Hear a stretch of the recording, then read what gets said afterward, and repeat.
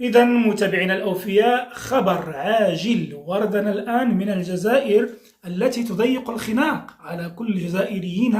وتمنعهم من ممارسة أبسط حقوقهم الدستورية والكونية. الخبر متابعينا يتعلق بنفوق عدد كبير من الأضاحي التي تم استيرادها من رومانيا لأجل سد الخصاص الكبير والمهول في أعداد المواشي بالجزائر. فضيحة بكل ما تحمله الكلمة من معنى. فعصابة الجنرالات يعتقلون عددا من تجار المواشي والمواطنين الذين نشروا فيديوهات للأضاحي المستوردة من رومانيا والتي نفقت جراء إصابتها بمرض معدي وخطير أصاب هذه الأضاحي التي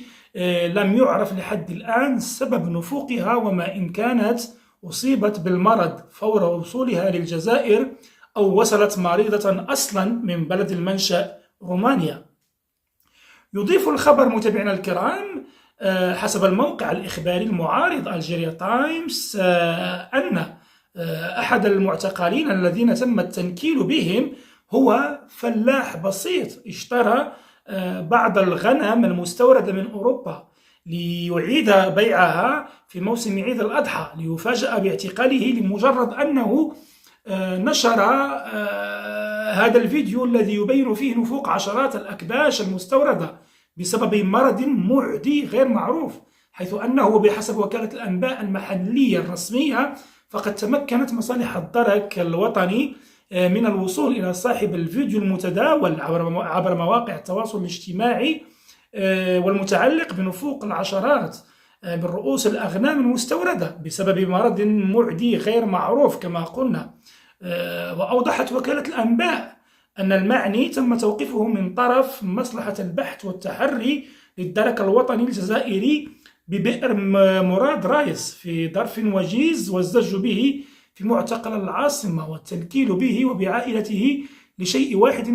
لشيء واحد فقط، هو أن هذا الفلاح البسيط صور أغنامه التي نفقت بسبب مرض مجهول، وفضح فساد المسؤولين المرتشين عبر التواصل الاجتماعي أو عبر مواقع التواصل الاجتماعي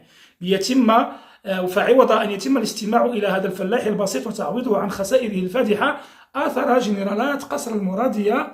اعتقال هذا المواطن البسيط والتنكيل به وتقديمه للمحاكمة بتهم ثقيلة منها التخابر والتحريض على الدولة عبر وسائط التواصل الاجتماعي، تماما كما تم تلفيق تهم مثل هذه للكثير من المواطنين البسطاء. متابعينا الكرام، كان هذا خبرنا العاجل. لا تنسوا دعمنا عبر الاشتراك وتفعيل الجرس ليصلكم جديدنا، ودمتم في رعاية الله. حياكم الله مشاهدينا الكرام.